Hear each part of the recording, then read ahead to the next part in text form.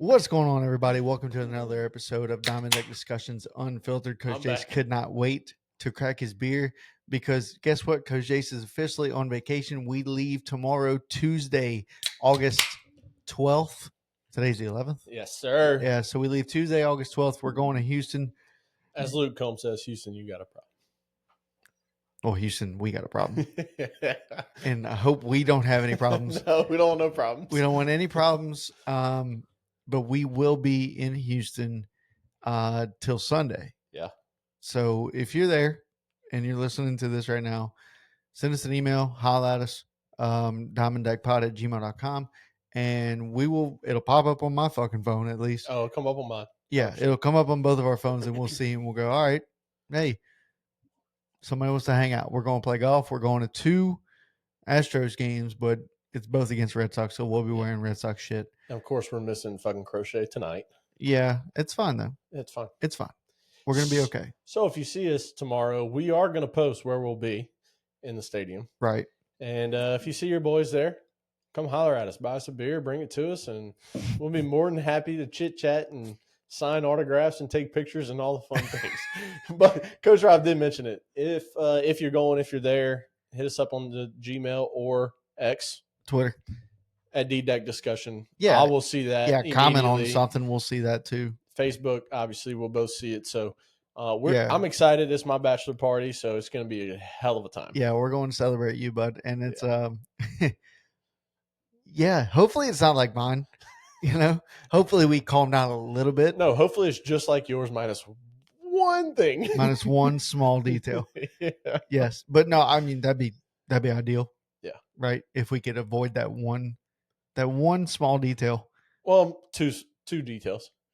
One was the one we both got in trouble for. The other one was a little bickering we had on a golf course. We'll avoid that and we'll be fine. That one hopefully will be avoided because we don't have that said person coming.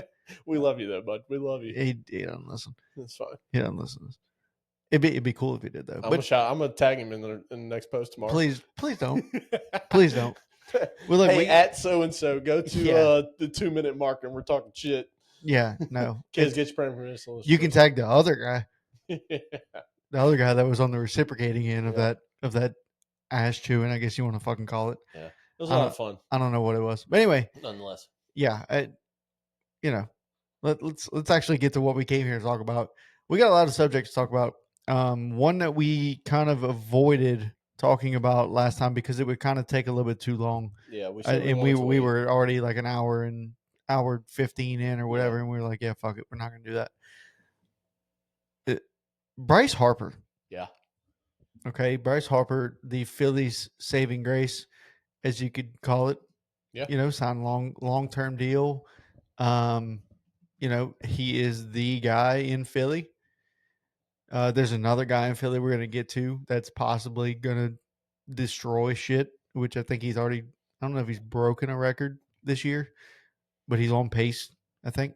Or it's something crazy like that. Yeah. Bryce Harper. He has broken a record. He had the most home runs in Philly organization before August 1st. That's right. Okay. So, but Bryce Harper. Rob Manfred decides to do, these rounds, I guess you can call them, right? Yeah. Going to every clubhouse and talking, kind of getting the feel for things. And he's been doing this since COVID 2020 when they shut the season down and we only played 60 games. He's been trying to build his reputation back up. It's kind of the backstory. He's made it a year-by-year thing to go see the clubhouses, all 30, not just one every year. Go see all 30. Put his face with names in locker rooms and all that kind of stuff. And with the CBA negotiations coming up, I don't know when. I think it's 27. Yeah. He's asking around certain things that people might want to change. And one of the conversations was salary cap. Mm-hmm. And Bryce Harper, being the person he is, got in Rob Manfred's face and basically told him, I don't know the official quote, but I'm going to paraphrase here. I can tell you the official quote. Okay, I'm going to paraphrase, and then you tell me the official quote. Get the fuck out of our clubhouse. That is the official quote. If you want to talk anything about salary caps. Mm-hmm. I am a fan. I am a huge fan of this. Baseball does not need a salary cap. It has never needed a salary cap. I fucking hate the people that are bringing this into consideration. Yeah. I don't agree anything at all that has anything to do with the salary cap. I'm on Bryce Harper's side on this. I wish that every team would participate like the Dodgers have? Yeah. Absolutely. And that's why I don't want a salary cap, because I really hope one day these fucking owners get it through their thick skulls and say, hey, we can do the same shit. Well, here's the real problem with a salary cap, right? Is even if you bring one, okay, baseball has not had a salary cap ever. Correct. Now over the last few years, we have seen penalties for being in the tax, is what they call it now. You're over your luxury tax. Yeah, you're over the luxury tax number. So you get penalized. 15% is what you got to pay. 15% of whatever your payroll is, what you got to pay at the end of the year. You may not get a compensation pick in the first or second round that year, whatever. And it gets worse and worse. And after, you can, if you dip below the salary cap, it restarts. After the third year is the highest penalty that there is, and it stays at that penalty no matter how many more years you do it. And then once you dip back below the luxury tax threshold, it restarts. But the problem is this: say you put a $246 million salary cap, that is all teams can spend, all right, which is essentially what the tax threshold is right now. We still have multiple teams at less than $100 million in payroll. And it has been this way forever.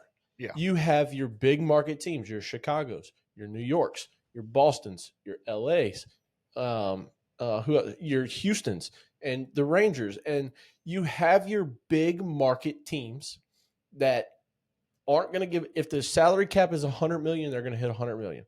If the salary cap is 300 million, they're going to hit 300 million.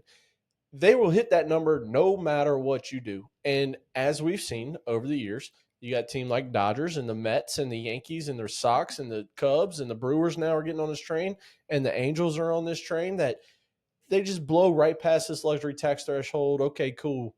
You want to find me 15% of what my total payroll was at the end of the year? No problem. We'll take it. These other teams that are spending $80 million a year, $60 million a year, $90 million a year are also getting penalized for not even getting to 100.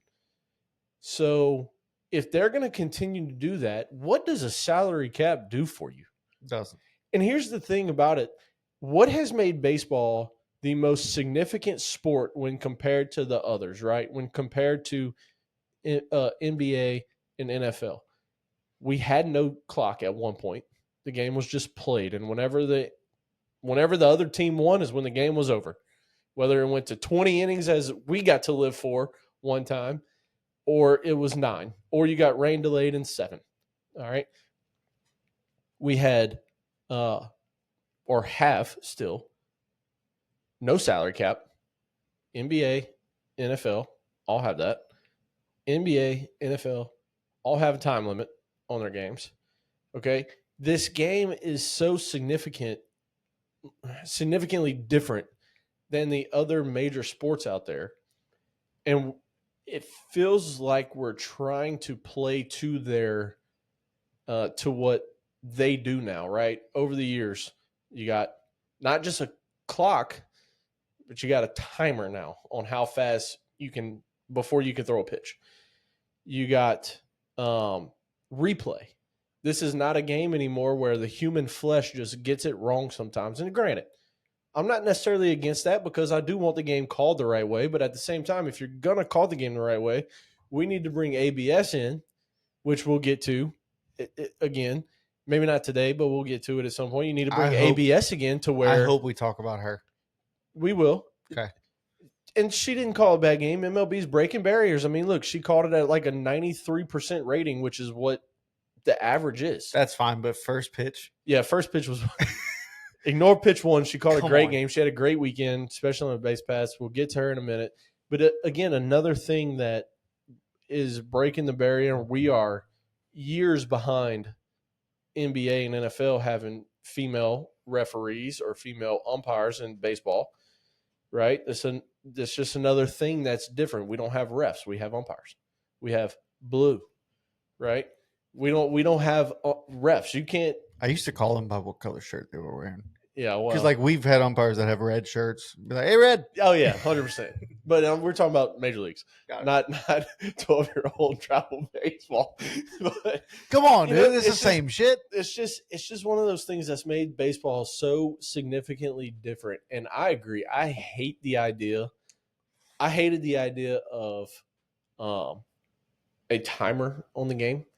And the reason I hate the idea of a timer is go back a couple years ago when Bryce Harper was walking to the plate in that first inning against the Astros.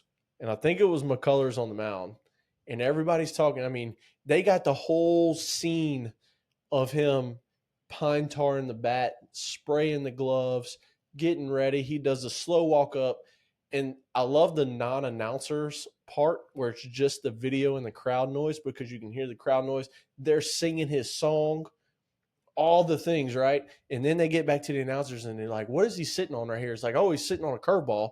He's sitting on a breaker ball because McCullers hadn't thrown a first pitch fastball to a lefty all series long. And this is game 3 or 4 of the series. There's 2 guys on base. Yeah. It's the first inning. And sure enough, he gets fucking slider, curveball, whatever, sweeper, whatever the hell they call it nowadays. And he goes Yahtzee. And it's just a bomb. That whole series of things that happen, the spraying the pine tar, the dapping the bat, the walking up and doing his pre-pitch plate tapping, all the things, if you had put a timer on that, was like one full inning of 3 outs. Well, look at it's like, but the reaction is what you live for, right? But then same team, right? Definitely not same game, but same team. You got Bryson Stott when he hit that go ahead home run on the fucking first pitch. Okay. Everybody's singing the theme song. He's walking up to the plate. He's doing all the things. Comes up first pitch, tank. Yeah, and we're like, okay, and that's, we get hyped up for that shit. And it's just the progression of walking up and this and that. But that's not what we're fucking talking about. We're talking about salary cap here. Yeah, but what's made baseball so significantly different than the other sports? Yes, and that's the whole point here. Is that why do you not want salary cap? Because we want to be different. No matter what you say, why you want to be different. And here's the thing about it. So Bryce Harper did say, get the fuck out of our clubhouse. And I've already said it, but I'll say it again. Kids, get your parents' permission. Let's do it. But and essentially, what Manfred said back to him was, I'm not going to get the fuck out your clubhouse. We're going to talk about it. There's nothing to talk about here. The players don't want this. At least Bryce doesn't. No, the players don't want this, okay? Because let's put it this way. If you bring a salary cap into play, we don't see Shohei sign for $700 million. We don't see Soto sign for $765 million. We don't see Skeens sign for $1 billion. Yeah, Skeens is going to sign for a lifetime $1 billion contract, whatever he's for. You don't see Rafi sign for $10 and $325. You don't see Yamamoto come from the other side of the world, and before he even pitched in the major league, signs for $10 and $325. You're not going to see these deals happen anymore. Look at the NFL. Sure, we see record-breaking contracts all the time. Biggest deal ever handed out in the NFL is a 10-year, $500 million contract to Pat Mahomes, which isn't even fully guaranteed, which is what makes NFL so significantly different than all the other sports. You can sign a 10-year, $500 million contract, but only $250 of that can be guaranteed. So did you really sign for $500 million? No, you signed for $250. And if you hit these accolades and you do these certain things, and it's incentive based. You come into camp underweight. You play a certain amount of snaps. You throw for a certain amount of touchdowns. You finish first, second, third, fourth, fifth in MVP. You take your team to the postseason. You win a Super Bowl. You do this. You do that. Now you get to $500 million. But I'll play for $500,000. That's what I'm saying. Me too. But it's just one of those things where the sports are significantly different in their own way. But all the other two have a cap. We don't have a cap. I don't want a cap. Let's keep baseball different in that way, considering that we've gotten so much more similar in everything else that we do. Yeah, it's crazy to even think about it because it is a possibility. It's a big possibility. Even though now, say the players and all, like, say they vote no, right, and it all of a sudden Manfred's like, yeah, fuck y'all, I'm just gonna do it anyway because I'm getting out of here. You can't. He can't. Okay, I didn't know that. There has to be an agreement between MLB and MLBPA, which is the Players Association. There has to be agreements on all parties, which is why a lot of people are saying the 2027 season may not happen because Manfred is pushing for this big time. Owners are pushing for this big time because at the end of the day, it's the owner of the team's money. Right. They're pushing for it big time. Players are refuting this to the end of time.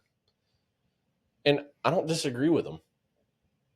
Yeah. You know? And here's the best part. So Bryce says one thing, Manfred says another. A couple days later, they asked Manfred about it, and he downplayed the shit out of it. This is according to Newsweek.com. He said, not all that significant. I think more has been made out of this than needs to be made out of.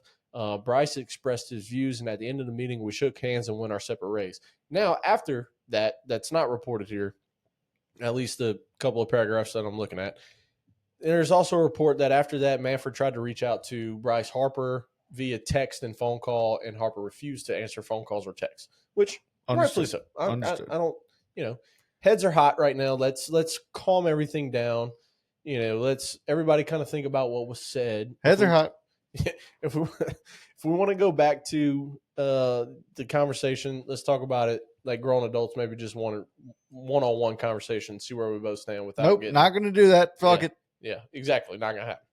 Don't put it silent, Kevin. Yeah. Not gonna and happen. you don't have Bryce Harper yelling in your face. There you go. But I can imagine he'd be very intimidating. Just look at the way he goes after umpires when he don't agree with a definitely he did not check his swing. Correct. Check swing that he got tossed on. I don't know if you saw the video, like the umpires are favoring the Dodgers. There's a video breakdown, and it's like who was the Dodgers playing recently? Like yesterday, the day before, or something like that. I don't know about that because the Dodgers have kind of been sliding a little bit. So Dodgers, Ohtani check swung, clearly went. Okay. Did not go. Okay, clearly went. I mean, that ball is pointed at the bat. The end of the bat's pointed at third baseman. And they played the Blue Jays. Okay, Blue Jays check swing. Right, right-handed hitter, check swing, pointed at the first base dugout. Maybe like the on deck circle. He went. But you see, this is the thing, and this is no knock on Dodgers or Blue Jays or anybody. But again, it goes back to the aspect of where is baseball so different, right? With these CBA negotiations and stuff. When you got this right here, when you got human skin, you're going to fuck up and make mistakes. You're going to get a call wrong.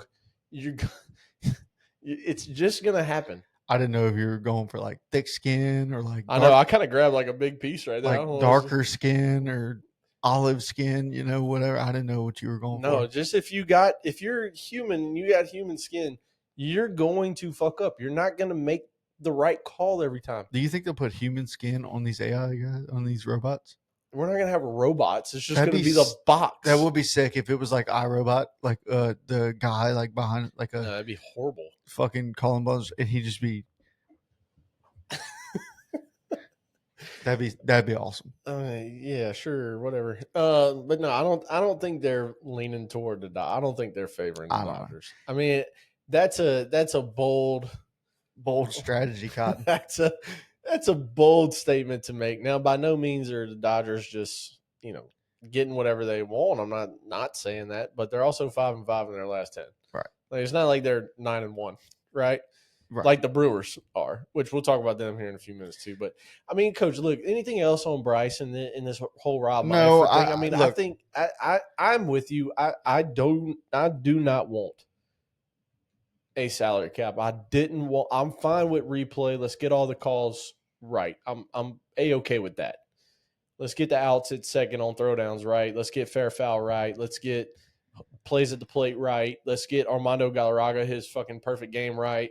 Whenever he didn't get that a few years ago because of fucking Jim Joyce. Yeah, they should. If we can go back in time and still hand out fucking awards. Go back in time, hand him Armando Galarraga's fucking perfect game. It's bullshit. If Pete Rose makes Hall of Fame, he deserves perfect game. Well, Barry Bonds also deserves a Hall of Fame. Barry Bonds also, people yes. We're never going to see in it, unfortunately. Look, I'm going to give you the same. In about 20 years when we can have editors or this new school, new age of people write people in and we can get all these old fuckers out of there that's like, oh, you were a steroid era. Bro, fuck you. Back in my day, Sonny. Dude, Barry Bonds is one of the greatest, probably the greatest baseball player to ever step in a fucking batter's box. This dude can hit for average. He can hit for power. He can hit it all over the field, no matter where you put the defense. He was phenomenal in the outfield. Sure, he took juice. Whoop the fucking Did he? He still, yeah, exactly. Did he? Don't know. You still got to he swung the smallest bat in MLB history, and he put barrel to baseball in one of the hardest parks ever in San Francisco to hit so many fucking homers that he did. And he never stepped out the batter's box, by the way. He would have loved the fucking pitch clock because he never stepped out the box. Right. He didn't need to because he's Barry fucking Bonds. That dude swung at 28, 27. I mean, you're talking about one of the greatest hitters that we have ever seen. And choked up on a motherfucker, too. Exactly. This is a bona fide Hall of Famer. I don't care what anybody says. Look, you can. Steroids or not. All right. So, the Astros cheating in 2017, right? That's a whole different ball game because when they cheated, they used electronics. They used electronics, right? And they knew what pitch was coming. Did they know the location? No, not necessarily. And you still have to execute that pitch, and you still have to swing and hit the fucking ball, right? So, and I used to use that argument, but it's a lot easier to do that when you know what fucking pitch is coming. Yeah. Barry Bonds didn't know that, and yes, he took steroids, allegedly. Maybe. I don't know. I don't think he ever admitted it. Anyway. But I don't think it's ever been proven. I think the alleged is right. So allegedly, very high. Allegedly, he took steroids. Yeah. Okay. But he didn't know what pitch was coming and still hit 755 or hit 772, I believe it was. 773. 755 was the record because he hit 756, and that's whenever he just stood at the plate and threw his hands up. And I was watching that. It was fucking awesome. It was great. It was an amazing moment. I was at fucking Reese Crystal's house for that. Sick. 762. Yeah, okay, 762. But you still have to know what's coming. And he didn't. He saw a pitch and fucking tattooed it. And then jogged around the bases and went back to the dugout. Yeah. That to me is not cheating.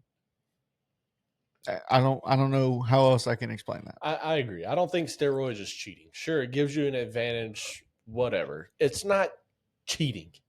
Well, look, speaking of a guy who's hitting the baseball like he's on fucking steroids, Kyle Schwarber, staying with the Phillies here. Kyle Schwarber is doing damage to baseballs, and I am right now. So look, the Phillies are 7-3 in their last 10. They're on a 3-game win streak.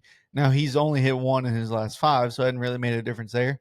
But they're pulling away in that division because the Mets are 1-9 in their last 10. Correct. And currently have a 5.5 game lead over the Mets. And a 7-game losing streak, which is fucking phenomenal. I love it. But Schwarber's putting up numbers right now. His career high in home runs, it was in 2023. He hit 47. Okay. He's at 41 right now, and we're only 115 games in or something like that. 117 games. 117 games in. He's going to hit more.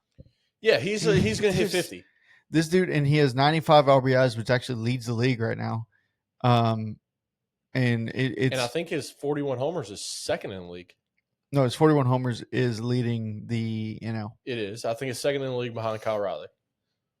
Kyle Riley, yes. Okay, so 45. he's leading the NL. Yeah. Kyle Riley, I think Cal's at 46 now.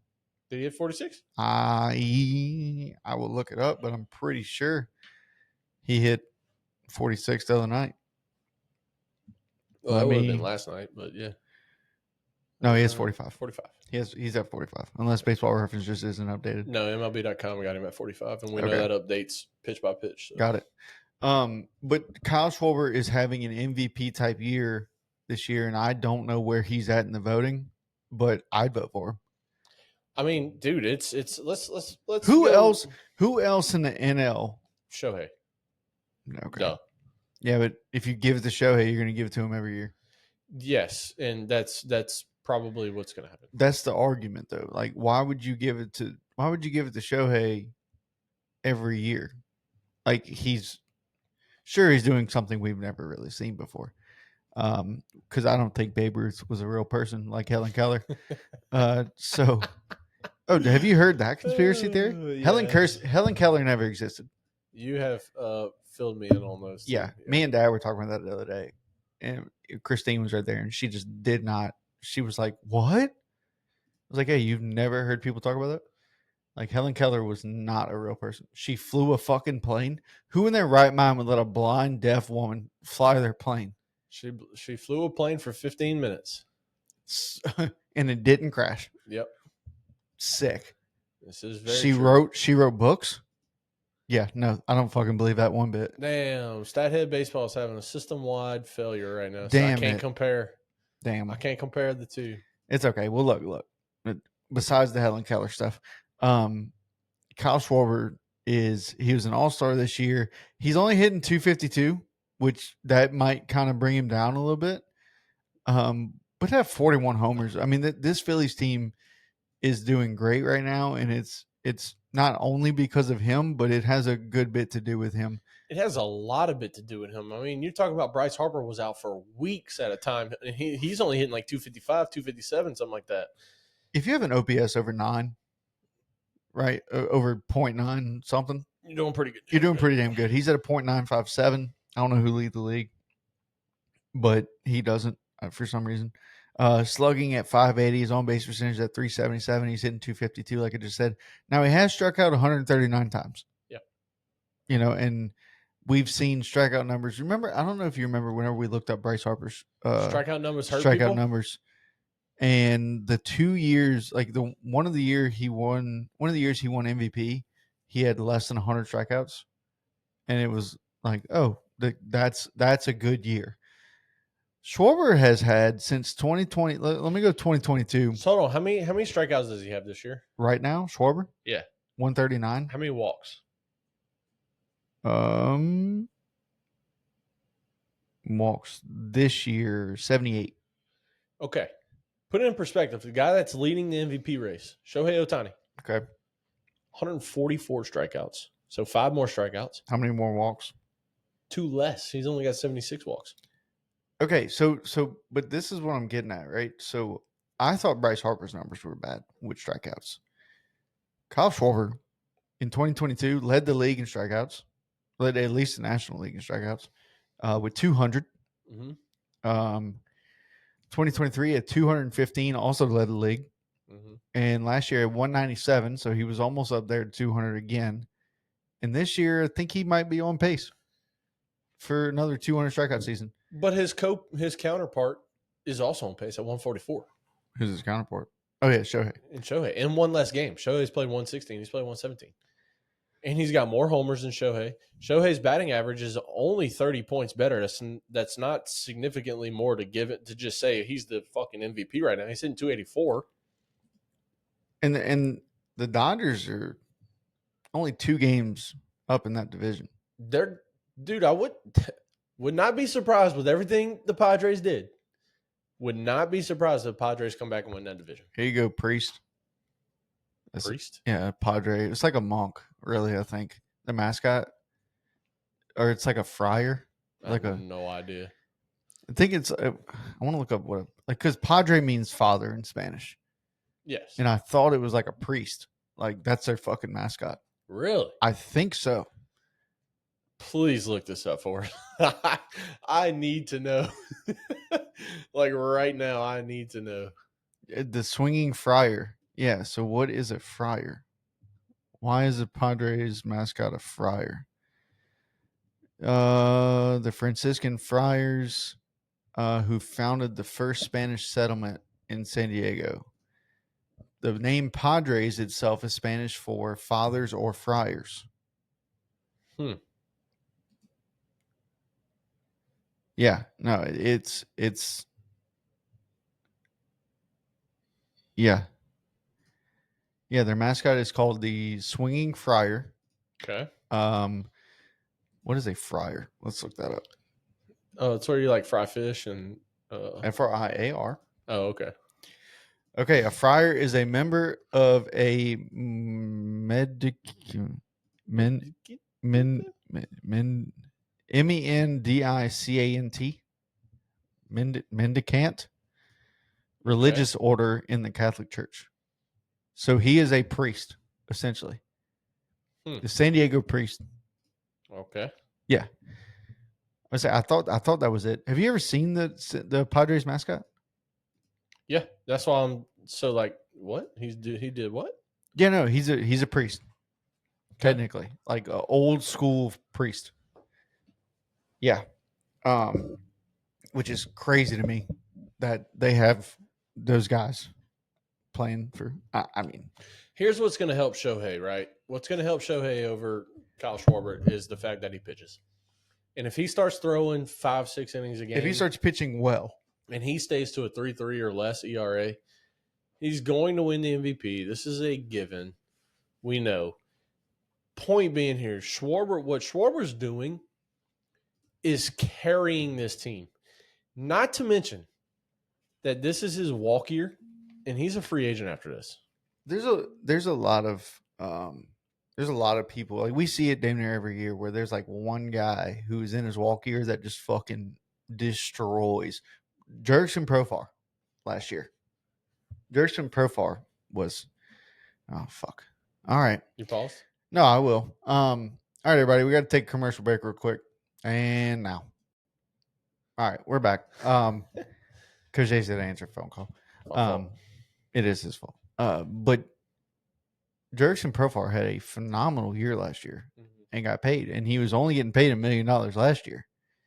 And so we see this damn near every year where you have a guy in his walk year and he's just, I'm just gonna light it up. And this is Kyle Schwarber this year. Yeah, he's gonna get paid a lot of fucking money, and it's gonna be a great thing for baseball. I just don't. The issue with paying Schwarber a lot of money is that he's 32, probably going to look somewhere to retire. He's going to look to sign a 6-year deal. It's going to be a 6-year deal. 6-year deal, and probably going to ask 2. I would offer him 6 and 150. Give him 25 a year if you want to front load it to make it 35 and then 32 and then 29 and then lower. But here's what Schwarber's going to give you is 230. This is kind of an outlier year hitting 258 because his last couple of years he was 218, 197, 2024, 248. This year hitting 252. So let's just call it even. Say 235 is what he's going to give you. But he's also going to give you 40 homers. Okay, this is a guy that over his last few years, the home run totals go a little something like this: 46, 47, 38. Currently for 41 with roughly 43 games left, 44 games left. Yeah, and that's from 2022 on. I mean, so you're going to get home run power, no average. And coach, by the way, you're going to get some stolen bases. I was just looking at that. He's tied for his career high right now in stolen bases. 10. Yeah. 10. I think that's how many Greg Maddux had in his career, by the way. And Greg Maddux is the only person in Major League Baseball history to go 9 straight years of at least one stolen base and never be thrown out. Yeah. Yeah. So I thought it was just consecutive. Could be wrong. Well, no, I thought it was 10, and it was 10 consecutive stolen bases without being thrown out. Maybe. Because I would assume Ricky would steal 8 and then get thrown out one time. You know, a pitch out with a guy throwing 96. What did I say? I thought I said every year. Yeah, but I don't think it was every year. I just think he had 10 total. Oh, and it was just consecutive? And it was just 10 total, and he never got thrown out. The Google knows. Yeah. But look, Kyle Schwarber is putting up, like I said, MVP numbers. I don't know where he is in this race. I think he's in second, just behind Ohtani. I just don't know who else would be there. Okay, it's not 9 seasons. It is 10 seasons. Okay. But it's what I said. Greg Maddux, according to a quick Google search here, AI says, Greg Maddux holds MLB record for most seasons with at least one stolen base and no caught stealing with 10 seasons. Okay. I stand corrected. I sit Me too. corrected. I said 9. I said 9, but it's 10. Yeah. Thank you, Google. Yeah. But yeah, no, Kyle Schwarber is I hope he finished it out. I hope he finishes it out strong. I hope he gets to 260 and hits 55 homers. If he gets to 260 average, hits 55 homers, and this is a team right now that, as it sits, the Phillies would currently be the 2 seed in the NL, with the Brewers being the 1 seed and the Dodgers being the 3 seed. If they can stay ahead of the Dodgers in the seeding, and he gets to 260 average, 255 average, at 252 right now, and his 55 homers, it's his MVP. Trying to look at, as long as Shohei doesn't just go crazy with his pitching stats and gets up to like 55 innings and has a fucking Paul Skeens 1.97 ERA or some bullshit. I'm trying to look at kind of numbers wise, what else, how many more hits he would need in his X amount of at bats. Yeah, to get it. Yeah. He's at 109 hits right now. He did hit 266 one season. He hit he hit 291 with Boston. But that was only in 41 games. I was about to say that wasn't a full year. No. I miss you, Kyle Schwarber. Yeah. I'm pretty sure he hit like 20 homers, 25 homers or something like that too. He hit 7. With Boston? Yeah. He hit 25 with Washington that year. Okay, that's what I was thinking then. So he hit 33 total. 32 total. Yeah, math is hard.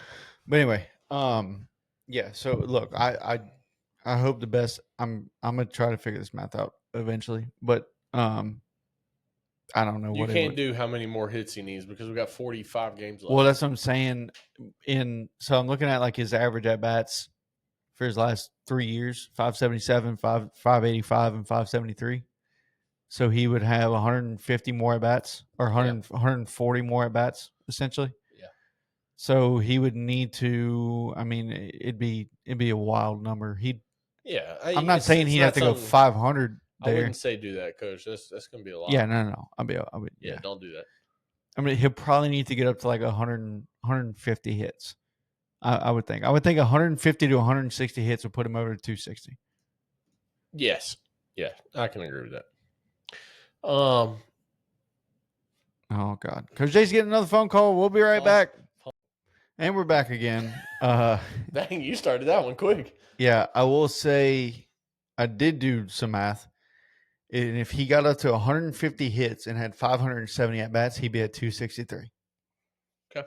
So that's what I said. I think he needs to get there, which will give him it'd be 41 more hits he needs on a season. But that's only if he gets up to 570 at bats. Yeah. Like I said, I mean, look, I don't think 284 versus 250 is a significantly different batting average number to just say Shohei has the MVP. Yeah, I sadly think that Shohei wins the MVP again, but I do too, just because he's going to pitch, right? Yeah. Like that's it. Yeah. If he didn't pitch and just hit, sure, I would. Well, I would say, he just hit last year. Yeah, but you're talking about 50-50 season. It's never been done before. Yeah, that's true. It was like Acuna when Acuna went, what, 70-40? 40-70, yeah. Yeah, you had to give it to him. I mean, you can't break records. It'd be like if Garrett Crochet wins Triple Crown this year and they gave Cy Young to fucking Tariq Schoolboy. You can't do that. Well, you true. just can't. That's true. I mean, that's true. When Miguel Cabrera went Triple Crown, what, in 2014? 2013? Had to be 13 because he was on the cover of MLB show in 14. When he went Triple Crown, you couldn't have given MVP to somebody else. That's asinine. That's very true, yes. I'm with you. Kyle Schwarber, wish you the best of luck, bud, for the rest of the season. Me too, because we're so Philly fans on top of Red Sox fans, and we picked the Phillies for like the last 3 years running to win the fucking World Series. Run it back. Yeah, no, I Turbo. Can't wait. Yeah, I can't wait. And Philly's got a lot to look forward to. Next year's All-Star game. Philly, coming to you. Is it next year? Yeah. Oh shit. I know. That'd be full. I know. I've already looked, buddy. I've already looked. All right, next on the list, what we got? Bryce has got to Do compete. you want to stay MLB or do you want to swap to number 3 here that you got and go Little League? Let's look at MLB real quick. Well, it's not real quick. We got like 7 right, more. Right now. Let's. Oh, okay, fuck it. We're going. All right, Little League, get your shit together, okay? Because in all of baseball, okay, sign stealing is a thing. Now, what the Astros did in 2017, that is not a thing. But sign stealing has been a part of the game for as long as I can remember. If you pick up on what the pitcher's doing, you tell your hitters, you tell your teammates, hey, whenever he comes set, what happened? The Rays were tipping pitches a few years ago, and it was, I want to say it was Glasnow, or it was somebody on the Rays. When his glove was higher, he'd come lower, set, he was throwing a different pitch. Yeah, when he comes set, he was going fastball here. If he came set here, he was going off speed, and they picked up on that. And guess what? They hit the dude. They hit him just all around the fucking park. For those of you who don't know what I'm talking about, we had a game between, I believe it was Oklahoma and someone else. I can't remember specifically who it was. But the runner on second for Oklahoma was relaying signs to his hitter. And the coach picked up on it. Can you, I don't know if you can pull it up, but I'll tell you what, I'll fucking pull it up. What is it? The video of it? The rule. So, okay. So that's what I wanted you to keep. I have the rule. I wanted you to keep going though. So, but the opposing coach, the team that was in the field, he picks up on it and goes, "Hey, Blue, hey, Tom, we got a guy over there relaying signals to his batter. Like, he can't do that." It wasn't the coach. The umpire call time was on. Okay. Umpire on second? Mm-hmm. Okay. He talked to the coaches, whatever. Coach, well, apparently dude did it again. And, like, the kid did it again, and they called time. And that's whenever they issued a warning, which I thought that the first warning got issued whenever he called time originally. Mm-hmm. Now, Coach, what does the rule state? So let me just preface this with something first. I agree 100%. Yeah. With what you said. Yeah. If you can get an advantage on the team, you get that advantage on the team. If the pitcher is going to leave his glove wide open and you can see curveball grip, you can see knuckle curve, you can see circle change, you can see fucking knuckleball grip. You relay that to your hitter. If the catcher's putting down a 1. Yeah, and that's his only sign. Hey, that's a fastball. You relay that to your hitter 1 million out of 1 million times. However, I don't know what the dogs are barking on. Me either. However, Little League Baseball rule book does officially state, get it out, Coach, that it is considered unsportsmanlike behavior. Fuck that, dude. To steal signs and relay them. Did somebody just open the door? Yeah, I think Victoria went. She got to work early. Yeah, she got to work early today, so she got off a little. She must have got off a little early. I didn't think she was getting off early. So, it is considered unsportsmanlike, which is why the outfield or the second base umpire called timeout the first time, said something to the coach, and then it wasn't actually the same kid. It was a different kid on second base. The second time it happened, which is what paused the game. They got the fucking manager of the tournament involved and gave the ruling. The and reason did this and did that. But the reason that they got the tournament director was because the coach for the opposing team was playing under protest. Mm-hmm. They drew the P. Mm-hmm. They were playing under protest because the rule states that a warning should be issued. Yep. And after the warning, the player and the coach are ejected. Yeah, it is considered an unsportsmanlike behavior if, in the judgment of an umpire, this behavior is occurring. This is according to the rule book. The team manager and those responsible, including any players or coaches, shall be warned after the first offense. Those responsible, including players, coaches, or managers, shall be ejected from the game for the team's subsequent offense. So the reason that the coach protested was because he thought that the first time he went to go talk to the coach, that was their warning. Yeah. But apparently it was not. Apparently it wasn't. That is what they said, is that it was not the warning. And the second time was the warning. And that's when they filed the protest. And look, here's the thing about it, okay? You know me as a coach. You sent this to me. Your immediate text to me was you'd be ejected immediately. I text you back, absolutely, I'm gone. And my next text to you was, or actually my first text back to you was, what I didn't understand what happened. Like, they stole signs, whoop de fucking do. But I didn't know that in the actual Little League Baseball rule book, it says you bullshit. Can't do this. Yeah. Essentially is what it says. And so, you know, what I had the bigger issue with was the crowd chanting to the 12-year-old boy, you can't do that, clap, clap, clap, you know, you can't do. And the PA announcer came and was like, excuse me, fans, this is a great time to remember. We need to do sportsmanlike things here. Da, da, da, da. We don't need no sportsmanlike, blah, blah, blah, blah, whatever he said. Yeah.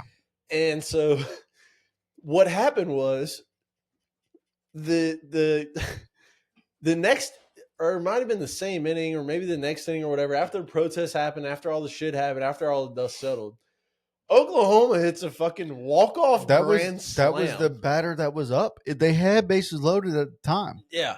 And so they resumed play, and all of a sudden, Yahtzee, grand slam to take the lead. The game ends up going into extra innings. They played 8 innings this game, and it ended up being 12-9. Oklahoma wins. That's 100% ball don't lie moment. And see, where I would have got ejected, or where I would have got told something, was that moment. Because right. You know, you've been there when I've gone at the parents for doing some dumb shit. Again, the Hulk Hogan, rest in peace. And when you come at me or my players, and this is how I started all of my meetings with parents, you know, if you're going to come play for me, I want you to play for me. I am most likely not getting – I coached for 11 years. I got thrown out 3 times. Chances of me getting thrown out are very slim. But I will have my players' backs no matter what. I don't care if they're right. I don't care if they're wrong. I'm going to have my players' backs. And when the fans do some stupid shit, like what that other team's fans did, chanting, you can't do that to them, you better believe that when my kid hits a grand slam to take the lead, I give huge praise to that third base coach, because he just sat there and he just dapped old boy up and did not say a word. Me? Oh, bro. I'd have went. Everybody. The PA announcer would have came back on the announcer for me as a third base coach only. Right. Because I would have made sure the fucking umpire out there is like, we don't, you know me, I've done it before. Yeah, it's 9 against fucking 11 out there. It's 9 against fucking 12 out there. You know, we're playing the umpires too. You got to do it yourself. Like, I would have said some stupid shit. And then I would have looked into the crowd and been all over their asses. Dude, in the crowd. I would have went up to all the kids in the dugout. I can't hear you. I would have No, I would have went up to all the kids in the dugout. All right, everybody on 3. We just did that. Yeah. Like, I'm telling you, I give a lot of praise to that third base coach, because he didn't say a word. That kid hits the homer and he didn't even celebrate. He just stood right there in the coach's box. And as that kid's coming to third base, take a couple steps up. Dap him up. He keeps going home. I'm like, buddy. Business. About business. I would have gave him the hand. I would have fucking gave him the handoff. I would have pulled it back. He would have looked at me going into the plate. I would have threw him the fucking touch. I would have done everything. He better have Euro stepped on home plate. He better have. He would have done everything. Dude, that it just. But the ruling, which is what we're talking about, the rule itself, the ruling is fucking stupid. It's not it's not unsportsmanlike. This is what you teach. This is baseball. If you can gain a competitive advantage without cheating like supposedly the Astros did with the fucking electronics on their chest, it was proven. Which is why Jose said, don't rip my jersey off, which, by the way, I don't know if you saw this, but when Correa hit the homer versus the Yankees last night or 2 nights ago to make it 5-1, he rounded second base and pulled on his jersey to the Yankee dugout and shook his finger at him like, don't pull my jersey. He went full fucking Correa 2017 Astros on him. I love it. If you're not doing that and you're just relaying from second base to the hitter what the fucking pitch is, Little League Baseball, figure it out. No. They're 12. No. These kids start taking leads and bunting at 10 years old, playing kids pitch at 9 years old. You're 12 playing on an 8-year-old field and you can't bunt, you can't take leads, and you can't steal. Let's figure it out. I just say you just quit televising. You quit. You have to. Yeah, absolutely. Give me the last one. But you have to. There's so much better baseball than Little League. I'm here to say it. I really love what a certain person in Ascension Parish has done with the Parish League and turn it into Little League. I love it. I regret so much not putting together a 12-year-old team. But to just go play. Right. Can you imagine me starting a team with Alex, Bryce, and Tucker? Absolutely. That'd be phenomenal. Who's going to beat me? I got the best pitching staff in the fucking country. I tell you what, who probably will beat you would be like Chinese Taipei in the finals. You know, but so here's the thing too. Fucking Hawaii, actually. Well, they're or San Diego, anything from California. Oh my God, they're studs. Texas studs. But the team that from Lake Charles that went in 08 or 09, I think it was 08. We played that team. The only reason I mentioned Hawaii was when I played with GNA in 13 and we went to the championship in Carolina. Yeah. We finished 4th amongst 5,000 Metro Summer League teams. We finished 4th. I don't think it was 5,000, but yeah, go ahead. No, it is. We lost to Hawaii in extras in 12 that year. The kid that pitched against us, he pitched 10 innings against us, was the same kid that won Hawaii itself, the Little League Championship, years before that. Yeah. That's the only reason I mentioned Hawaii. But so I got a sour taste in my mouth about them. Well, so here's the thing, right? So, like I said, 08, I think it was 08, with Trey Quinn, Bo and Bryce Jordan, Keenan Fontenot, and I'm sure others.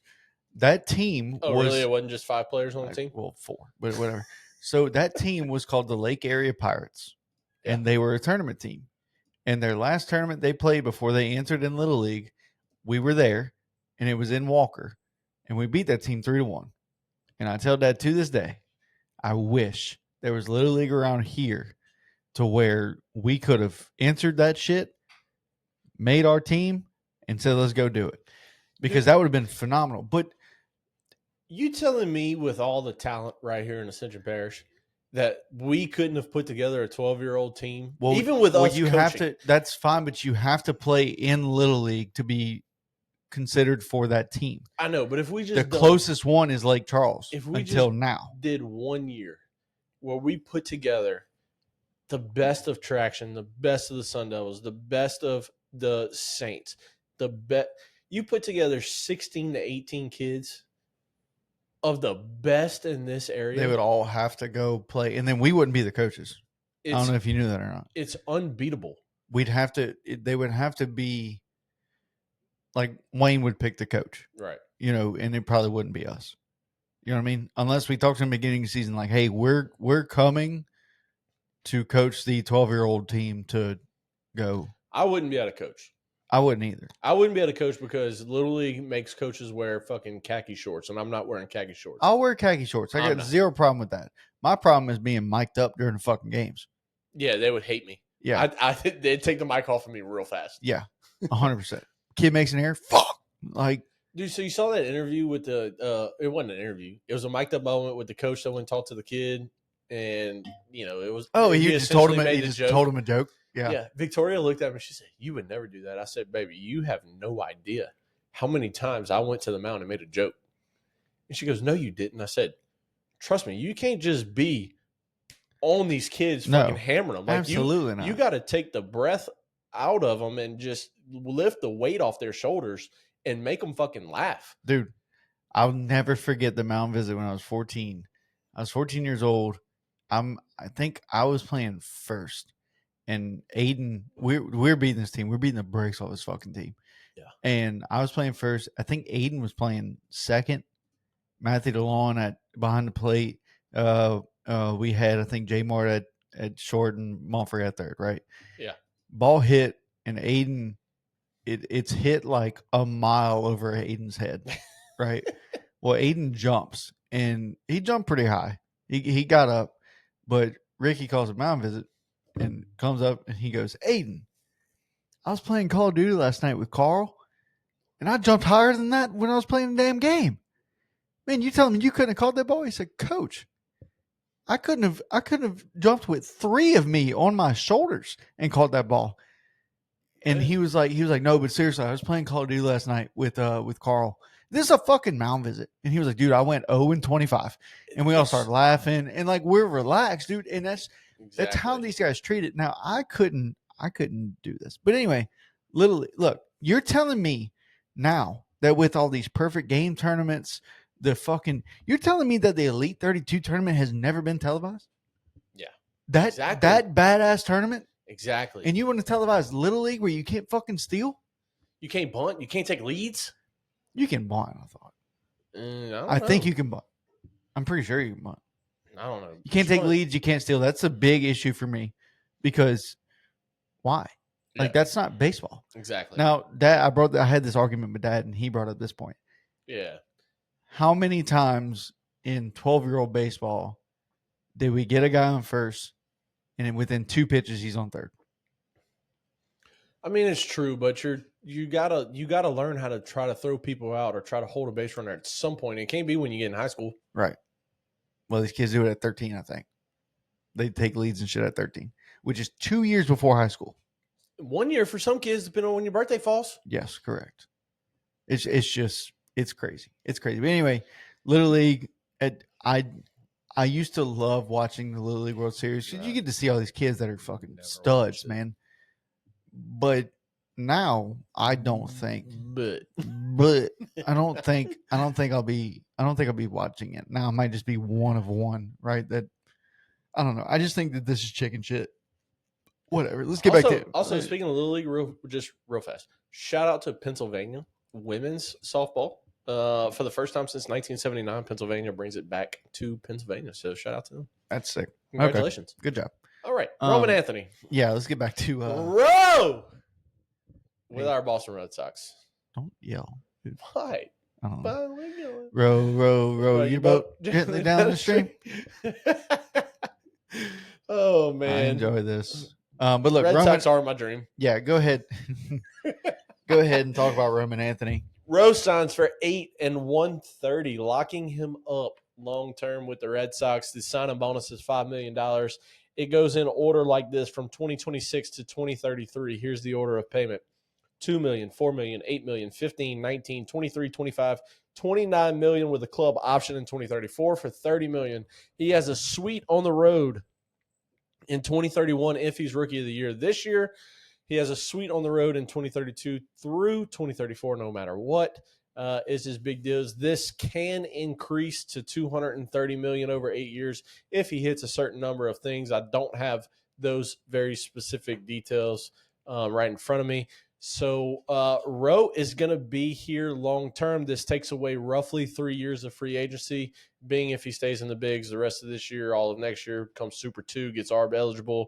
It takes out all of his pre-ARB years. It takes out all of his arbitration years and takes out 3 years of free agency for the Red Sox. So they still a couple years here and keep him locked up. The 21-year-old, I believe, is what Roman is. Yeah, I think he is 21. Who is absolutely dominating the way we expected him to. I mean, this is a kid that has come up. He got off to a rough start. He is 21. Can't confirm that. Yeah, he just turned 21 90 days ago. But this kid is played in 50 Major League Baseball games. He's hitting 280. Only has 2 homers in those 50 games, which is really down for him They expect him to be a 20-homer bat, but he's still getting his feet wet.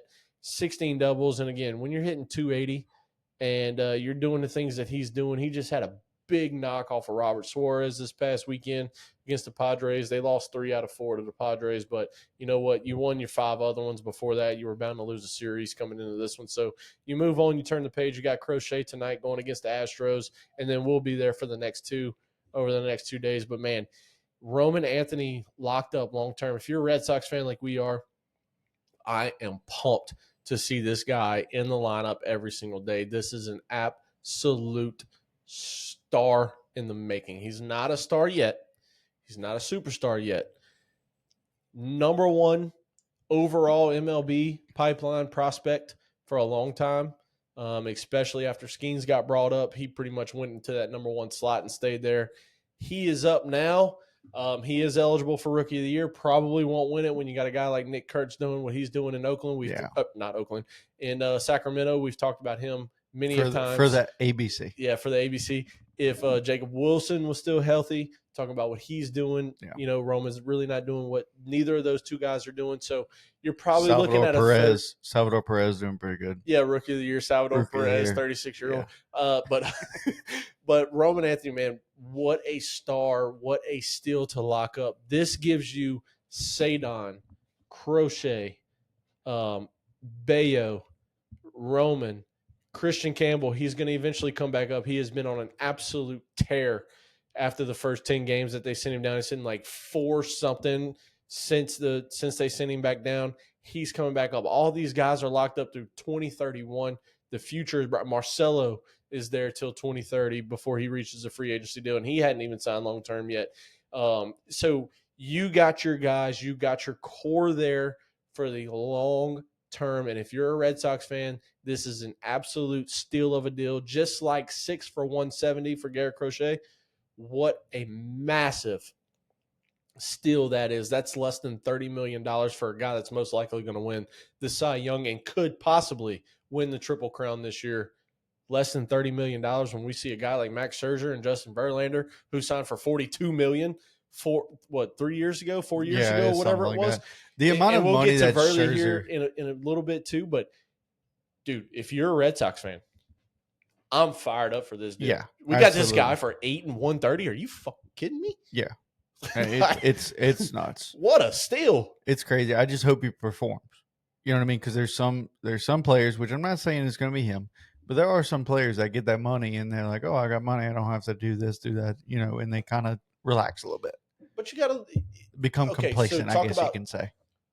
Talk about how he performed. So his first 18 games, he had like 157 or something like that in his first 18. Since then, he's then jumped his average to 280. Alex Cora, the manager of the Sox, has said, you are my permanent leadoff man, because he was shuffling between 6-0, 5-0, 4, 3-2, back to 4, back. Oh. No, not quite yet. I thought you were counting them. No. Back to 4-hole, back to 6-hole, back to 2-hole, back to 4, back to 3, back to 5. He was shuffling and shuffling. And then eventually Alex Cora came out and said, hey, look, Roman Anthony, you're leadoff. Breggy, you're 2. Jarren Duran, you're 3. And that's the way it's staying forever. As long as we got y'all here, that's the lineup. 1, 2, 3 is locked in no matter what. Yeah. With Trevor Story hitting 4, which, my goodness, we could talk about Trevor Story too. The resurgence he has had since beginning of June has been unbelievable. Like 350. He's 19 for 19 in stolen bases this year. Like, dude has had a resurgence of a year. The resurgence since he left Colorado, because he hasn't. Well, not even that. They were talking about DFAing him in May. But that's what I'm saying. Because he was so bad for the Red Sox. Then June hit, and he's going through the roof. I just don't think he's performed to his caliber since he's gotten to Boston until now. Well, he's been hurt. Exactly. He's been hurt. You cannot perform to your caliber if you are hurt. Correct. So I am correct. I told you I'm always right. You are always right. But Roman Anthony, man, signing long term. Speaking of another guy that the Pirates need to sign long term. They're thinking about it. Our boy here from good old Baton Rouge, I Louisiana. don't think they need to do that. I don't think he's going to take it. I think he would if they prove to him that they can build around him. If they prove to him that they're going to go out and spend the money to get him some offense to where he's not, because he's 7-8 right now. With a 1.97 1.94 ERA. Yeah. 7 and 8. Yep. In 47 starts in his career, he's allowed 60 runs. So I have it right here. Let's see. This is a guy right here. 23 starts last year with a 1.96 ERA. 24 starts this year with a 1.94 ERA. Paul Skeens, for anybody that doesn't watch baseball and have no idea who we're talking about, it is Paul Skeens, and what he's doing is just unfucking believable. I mean, this is a guy we have never seen anything like this before. He will be the first $1 billion contract unless the Pirates sign him long term. If the Pirates sign him long term, they're not going to give him what he's worth. Unless they say it's a lifetime $1 billion contract and they project his life to be 85 or 90 years old, and they say 90, you're 25 right now, 26 right now. He's 25, I believe. So take that 60 years divided by $1 billion, and that's what he's worth per year. Dude. But dude, I mean, what we're seeing from Paul Skeens, man, is he is 23 years old. Okay, 23. So I forget he came to the bigs the same year he was drafted. Yeah. So let's do some math. This is so 1 billion divided by 62. How many zeros is that? 9? I don't know. Yeah, it's 9. Yeah. 1, 2, 3, 4, 5, 6, 7, 8, 9. Divided by 60. Divided by 62 would be 85. Okay. All right. 62 is cool. 16,129,032 and 26 cents. 16 million? That's it? 16 million. A billion. Do you know how much a billion is? Yeah. It's a 1,000 million. Yeah. It's a lot. I would sign him to that right now. $1 billion 62-year contract. Yeah. You get 16 million a year for the next 62 years. 16 million a year is pretty cheap for Paul Skeens. Yeah, but for the next 62 years? Yeah, but Paul Skeens today is worth 58 million, 60 million easily. Be the next Bobby Bonilla. But 60 million. Hey, Skeens, you're going to get. Hey, Paul, we have a contract idea for you. We just want you to hear us out. How would you like to play for the Pirates long term? Long term? What are we talking here? For the next 62 years. You don't have to play for us for 62 years. You don't have to play for us. You can retire whenever the fuck you want. But you will get this money. 16.5 million. You will get this money. We're not going to tell you yet, but you will get this money for the next 62 years. You'll be 85 years old. Do you really expect to live that long? You could leave this money to your kids, to Levy. I don't know who you want to leave it to, but I'm about to say we talk about Kate Upton as a fountain of youth. Yeah, but she's youth. Kate Upton is a fountain of youth. Anyway, we'll talk about him next. 16 million a year, Paul. How does that sound? It sounds kind of underpaid. Yeah, but for 62 years, that's $1 billion. Is it now? Huh. How about this? Give me a one-way ticket out of this motherfucker, and I'll give you the finger on the way out, and then we'll go from there. Yeah, I mean, look, let's just so that's your counter? Let's just talk about how absurd it is. So we talked about his 2 years. Dude. But this is a guy who has a record-setting 46-game. It's ended now. In his 47th game, he gave up 7 hits. But he went 46 games without giving up 7 or more hits. This is a record. And by the way, the guy that they call the unicorn over in Los Angeles, Shohei Ohtani, is the next closest at most starts without allowing 7 or more hits. Paul Skeens is at 46, Coach. Yeah. That guy they call the unicorn over there, Shohei Ohtani, is the next closest. At 31. We're talking about 15 starts. This isn't 1 or 2 starts. We're talking about 15 starts. That's how absurd Paul Skeens has been. And look, we've talked about it on this show. We mentioned it just a couple episodes ago. We mentioned it at the beginning of the MLB season. Paul Skeens got pulled in a 6-0 game with 2 guys on base in the 5th inning. And at the end of that 5th inning, it was 9-6, the other team. Yeah. That's That's how absurd Paul Skeens is. I'm doing some math here. So if You math, I'm going piss. Okay. So what I'm doing right here is I am adding up all the runs, all the earned runs that Paul Skeens has allowed from the time he got into college, because I don't have his high school stats, so I assume it's fucking nothing. But so from his college, from 2021 to now, I'm adding up all the runs that he's had, that he's allowed. And then after that, I'll probably add up the innings.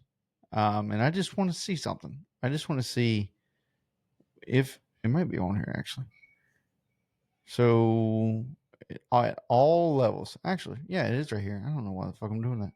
So at all levels, Paul Skeens has a 2.10 ERA. This is between college and MLB. That is 5 years. 5 years, because had 3 years of college. Yeah, had 3 years of college and had 2 years in MLB, but it also counts his minor league stats as well. And in the minors, earned runs. He played for 3 different teams in the minors and has allowed 4 runs.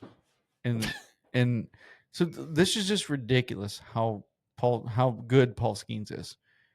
In 5 years, from college, from opening fucking day in 2021 when he was 19 years old, to now at 23 years old in the majors, has a 2.10 ERA. And that is in 554 innings pitched. Strikeouts. Let's look at that. 733 strikeouts in the last 5 years. Yeah. Like I said, college and MLB. This guy's ridiculous. And he will be ridiculous. I don't know how I feel about the Pirates signing him long term. No, I don't think he signs long term with the Pirates. The Pirates have to offer him something crazy. You got to offer him $65 million. You have to offer him the $1 billion contract. You got to offer him $65 million a year. What's Soto getting paid? 62 or 60? What is Soto's contract? Do you remember? So, is it 12 or is it 10? Juan Soto contract. Let's see. Give me the math, bro. 15,765. So 765, and it's all guaranteed, I think. Mm-hmm. But it does 51 a year. But it does include, his annual salary is 51 a year. He has an opt out after 5 years. He has a $75 million sign-in bonus. Congratulations to him. You sign your name on a piece of paper and they handed you a $75 million check. That's fucking nice. I can write my name. I can write my name too. I think so. If he does opt out, they can increase his final 10 years from to make it $805 million total. So let's just say he opts out, right? Because any smart person is going to opt out and then opt back in for the $805. So let's say he's got a 15-year, $805 million contract. What does that bring it out to a year? Do that math. What is it? 8 years. I'm sorry, not 8 years. 16 years? No. 15 years, 805 instead of 15 and 765. 805. 805. Divided by 15. 53.6. Okay, so 53. 53.7. The Pirates being the Pirates, you have to offer him something he cannot turn down, which is 60 plus. To me, which is an absurd amount of money, by the way. So if Ohtani wasn't deferred, he'd get 70. Correct. Right? Do you offer him more than that? No. Does any team offer more than that? No. He can hit. I wish he would have. He don't hit. He can. But he does it. He does not. Correct. No, you don't go 70. 70 is So 60 a year is kind of where we sit at. you go for the Pirates. Right. For the Pirates, if this is the Red Sox or the Dodgers or the Cubs or the Yankees or the Mets, you offer him 45. Hey, look, the record for a pitcher, strictly a pitcher, not Shohei Ohtani in this situation. Yeah. The record for a pitcher is 42 million. That's what, and I don't think it was exactly 42, but that's what Verley and Scherzer signed at the same time. Okay. 42 million. Hey, look, you're 23 years old, 44 to 45. Like, you set the record for what a pitcher signs for per year. Yeah. But it's not those teams. It's the Pirates who have refused to build around him. Not just to build around him, to build an offense. You have refused to build an offense. Okay, you went sign Ke'Bryan Hayes. You went sign Brian Rose. None of those guys signed for over $100 million. You went sign Mitch Keller, 3 years and $75 million. None of those guys have signed a long-term deal worth over $100 million. By the way, you traded Ke'Bryan Hayes to the Reds at this deadline. So when does Connor Griffin get called up? It's got to be next year. It's not this year. It's got to be. I mean, he's the number one prospect. But, I mean, dude, it's one of those things where you don't have another one in here, by the way. No, that's fine. But it's one of those things where if you're the Pirates, you have to overpay Paul Skeens to keep him there. Right. And if you're another team that just goes out and trades for him, you don't have to overpay, but you have to pay. All right. Last thing, and then we'll move on. Does he sign it? No. No matter what they offer? Nope. I agree. I wouldn't either, but because I'm fucking Paul Skeens. Right. I got 47 MLB starts under my belt, and I got a 1.95 ERA. No, I'm not signing with you. What was that shit? And it was like, it's very hard to feel bad for a guy who's doing like the best a pitcher's ever done, dating a damn near supermodel. It was something else, and like a couple other things that were like really good about Paul Skeens, and it was like really hard to feel bad for a guy like that. But the Pirates are doing a damn good job at making me feel like I feel like shit. Yeah. But no, I mean, look, Skeens is what he's doing, dude. Is going to be, and we're going to talk about Skeens on here until we stop doing this podcast, if we ever stop doing it. Yeah. Like, that's just who Paul Skeens is. And I mean, look, we've seen guys come up like a Chase Burns who had all the prospect hype in the world, right? We saw Chase Burns pitch in the SEC multiple years. We saw him pitch in College World Series. We saw him pitch all the time, right? We got to watch this guy. Chase Burns is sporting like a fucking 6.10 ERA right now. Yep. You know, Jacob Mizorowski is probably the hottest name in young guy that's not Paul Skeens. Yeah, and he pulled a Charizard the other day. Yeah, and he did that, and he went to the injury list. Like, it's just shit like that. These guys have the name. And as fun as Mizorowski's been and got to be an all-star game, ton of people didn't agree with it. Ton of people did agree with it. I think you and me were both on the same page where we did agree with it because you're trying to sell tickets. You're trying to get the young fans involved. Who gives a shit about stats? Get the viewers right. Get the viewers, right? See the electric shit, not the fucking 90-mile-an-hour Clayton Kershaw. Here's Rob Manfred saying, "Oh, you're my legendary pick." We don't want to see 90. We want to see 102. Right. We want to see 102 versus fucking Soto. That's what we want to see. I mean, that's box office. Yeah, and then let him pop up.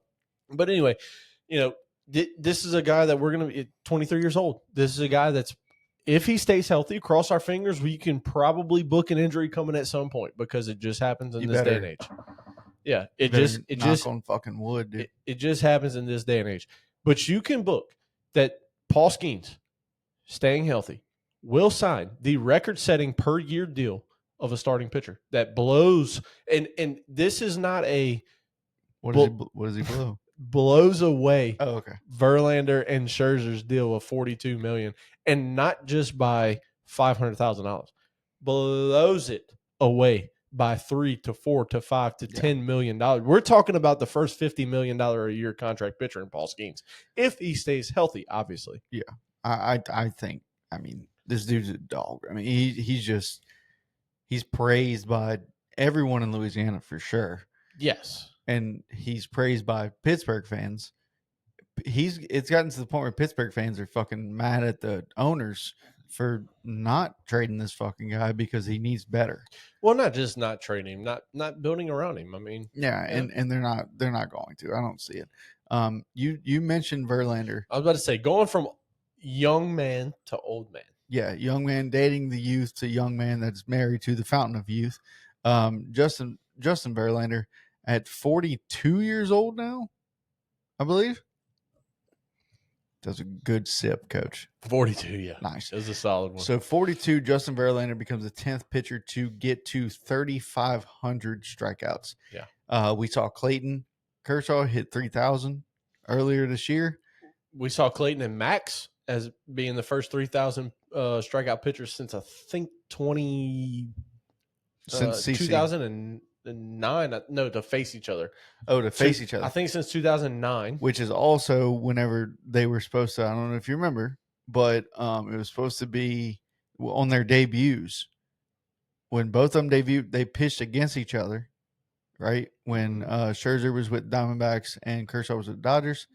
And it was the starting pitchers for that game were supposed to be Randy Johnson versus Greg Maddux. Yeah, and they changed them. And they changed it last minute to those two rookies. Yep. And now, here we go, right? They pitched against each other, but this is not about them motherfuckers. This is about Justin Verlander and his very attractive wife. He has an attractive wife? Her name is Kate Upton. If you don't know who she is, go look her up. I recommend turning your safe search on or off, depending on the type of person you are. Never heard of her. Okay. Never heard of her. I don't know who that is. Anyway, so Justin Verlander, congratulations to him. Now I have one word for you. Actually, two words. Please retire. He's not. He already came out and said this past week that he plans on pitching in 2026. And you know what? Good for him. You know, dude, did you see his strikeout the other night? No. He was still pumping 98.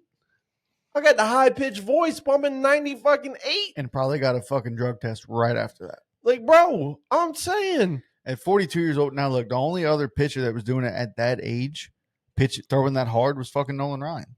And he literally threw to his arm damn near fell off. No, he threw till it fell off. It didn't fall off. He still has both arms. Yeah, he threw till he could not throw.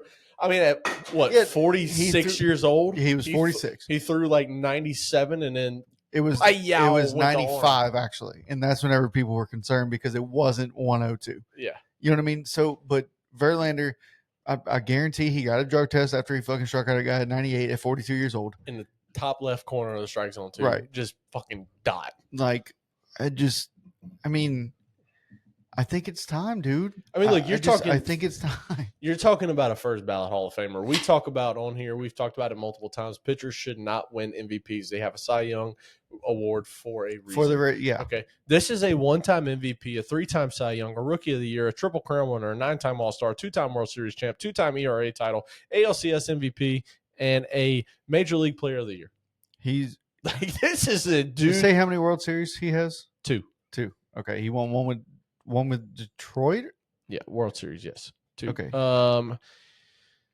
He has 2 World Series. One with Detroit and one with Houston. One with Houston for sure. Was his other one with Detroit? I think it was. Had to be with Detroit. Yeah, that's who he's been with his whole career, except Houston and now San Francisco. Yeah, Houston, now San Francisco. But I mean, look, this is a guy that has led the league in WAR 3 times. He's led the league in wins 4 times, including his most recent in 2018, just 3 years ago. Dude went 18-4. That was before 40 years old. It was. He's a 2-time ERA title guy.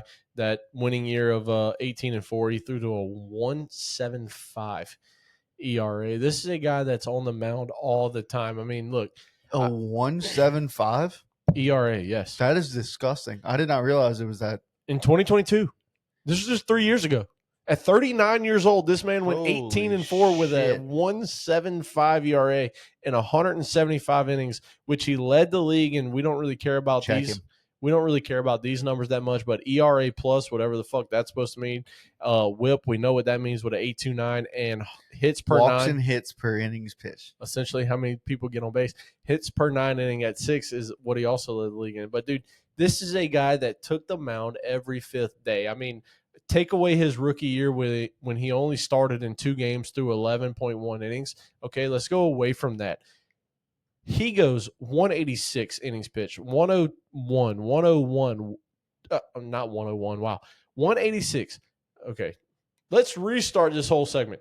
Take away his rookie year where he only threw 2 games, 11.1 innings. He goes 186, 201 and 2/3, 201 even, leads the league at 240.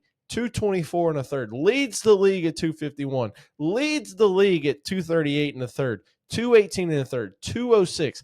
Then had a little bit of injury with the Detroit team in 2015 where he only threw 131 and a third. Then comes right back, 227 and 2/3, 206, 175, and then gets traded to Houston in that year where he threw another 34 innings, which equaled up to 214 innings that year for him.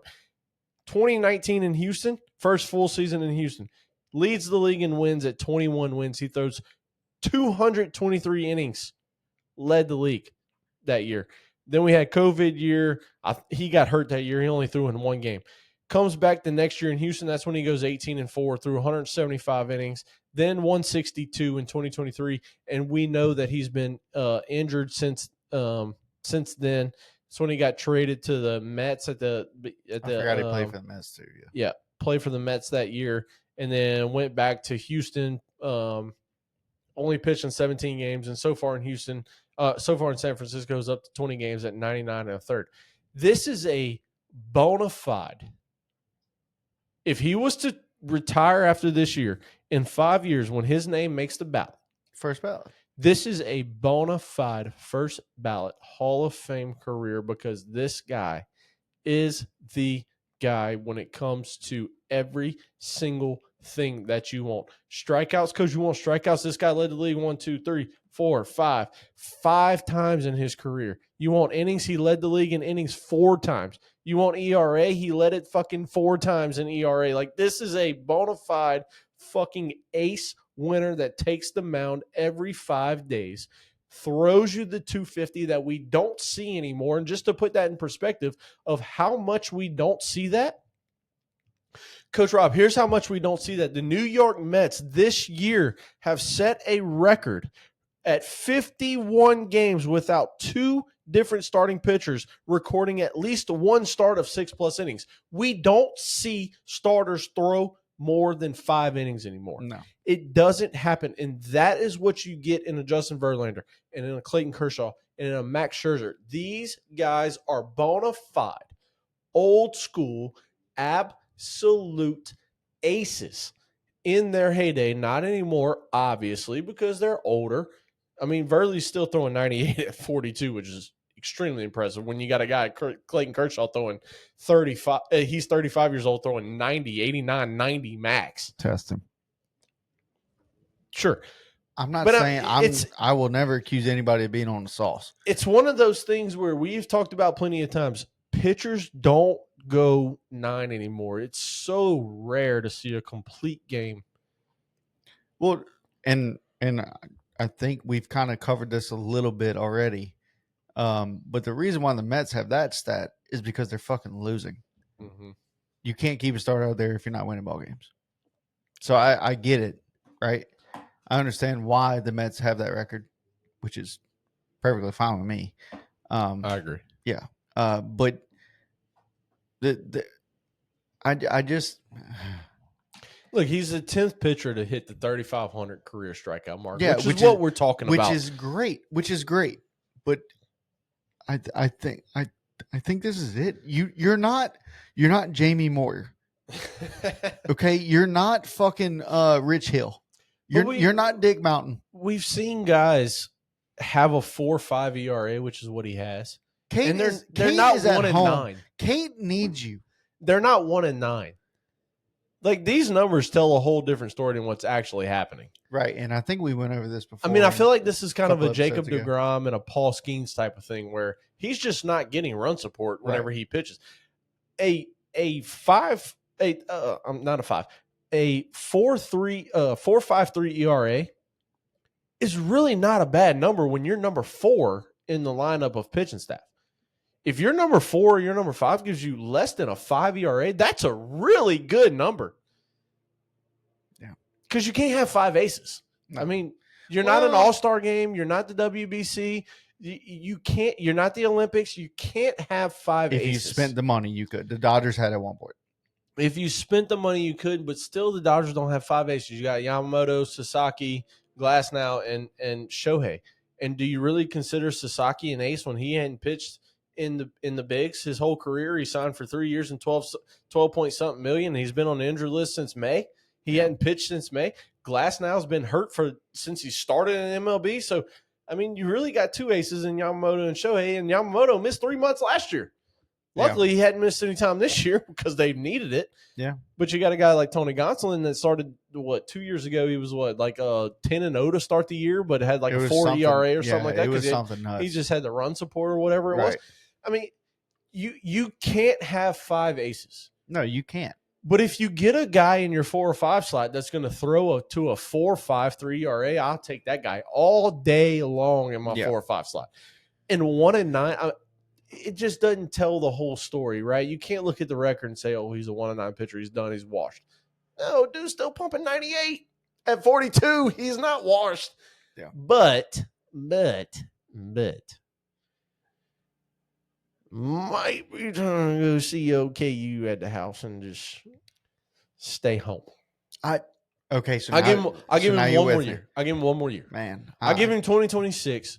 And the only reason I give him 2026 is because he's really chasing milestones that he's not going to get to. Okay. I think he's chasing the 300 wins and he's only at 263. He'd have to throw 3 more years after this year to hit the 300 win milestone. I don't think he gets there. He's already got 3,500 strikeouts. Like, man, you're there. You're going to be a first ballot Hall of Famer. Don't make your numbers worse than what they are because you have a career 3.33 ERA. And had you not thrown the last 2 years, that was a 5.48, and you're currently at a 4.53 ERA. Your ERA numbers would be even less than what it is at 3.33, which is Hall of Fame numbers, as we know. This is not something that you just keep chasing numbers because time, okay, what's it called? What's going to catch up to everybody when it comes to time? Time is undefeated. Time is undefeated, but what's it called? I don't know. Time is a motherfucker. Time is a bitch. No, I'm not sure. I know he's going to be a free agent next year.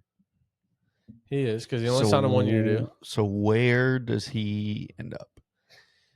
I don't know. It's going to be one of Father two. Time catches up to you. That's what it is. Fucking Father Time's undefeated. Gosh. That's crazy that I fucking said that. Anyway. You did not say Father Time. I gave you the word, though. I said undefeated. Yeah, you did say undefeated. Okay. Well, thank you. So anyway. But it's Father Time. So let me say something. Okay. Verlander's going to be a free agent next year. He ends up in one of 2 places. Can you guess what those 2 places are? He's going to end up in L.A. because he's going to chase a ring, or he's going to end up back in Houston. Houston's one of them. The other one would be Detroit. No, I think he's gonna go somewhere where he had a great career already and retired there. Nope. I think he goes to Houston. I don't think he goes to LA. I don't think he's ring chasing. He has fucking 2 of them. If he goes anywhere, he goes to Houston, and it's because he's been there. They're familiar with the territory. It's a nice place to live. And Kate Upton is not living in fucking Detroit. They don't have to live in Detroit, dude. I hate to tell anybody thinking about it, but they're not living in Detroit. I want to look up Verlander's career earnings. Coach, let's skip these last 2 because we've kind of talked about them a little bit. We did. Let's go to history making, and this will be our last topic of the day. History making MLB times we've kind of mentioned it a little bit. Real, What? real quick, I have my hand up. I have a question. Oh, Or okay. not a question, a statement. Justin Verlander's career earnings from MLB contracts are estimated to be $409,254,888, and it includes his 1-year deal with San Francisco. You have enough money to live wherever the fuck you want and buy a fucking plane and fly the plane to Detroit. To Detroit for your games. You have money. Yeah. No, I'm not debating that part. Just saying. I want to look at Kate Upton's career earnings. They're going to be a lot more. They're going to be a lot more. Kate Upton career earnings between $20 million and $30 million. She's got a lot more than that. That's what Google AI overview looked at and said. Cool. Between 20 and 30 million. So you add that to his 409 million, and guess what? You can afford a plane. Just real quick, while we're talking about pitchers and how we talked about how we were talking about Kate Upton, so yeah, well, pitchers. Okay, and she's a catcher. You never know. I would hope it's 2025. You never know. Okay, if that's the key to Verlander's success, I want none of it. But speaking of pitchers and how they don't go deep in games anymore, right? That's what we kind of mentioned with Verlander. They're the old school Scherzer and Kershaw. They go deep in the games. You go deep into. But I do want to talk about just real fast, and then we'll go to Jen here in just a second. Brian Wu is kind of redefining the Seattle Mariners approach to baseball. Yeah. Right? Brian Wu, young guy, 23, 24 years old, however old he is. He's the first pitcher since Clayton Kershaw in 2019 to start the season with 23 straight starts, 6 innings plus. That's awesome. Brian Wu's a dog. That's why he was an all-star this year. That's what we want to see is starting pitchers get back to 7 innings a game. Is Castillo hurt? I haven't heard shit about him this year. No, he just fucking blows. Got it. Okay. All right, let's get to history making in Major League Baseball this past week, regardless of how you feel about it. Jen Powell makes her Major League Baseball umpiring debut after multiple years in the minors. Jen Powell comes to the Bigs in Atlanta, and they gave her a standing ovation as she deserved. We've talked about it before. Regardless how you feel,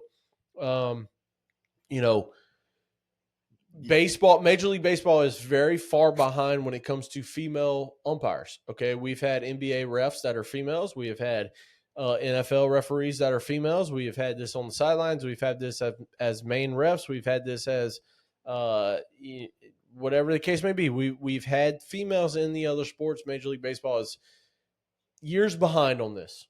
And regardless of how you feel, it doesn't matter. It's still history making. And I was listening to a bunch of podcasts today because, they got this storm coming in. We're in South Louisiana. They got this storm.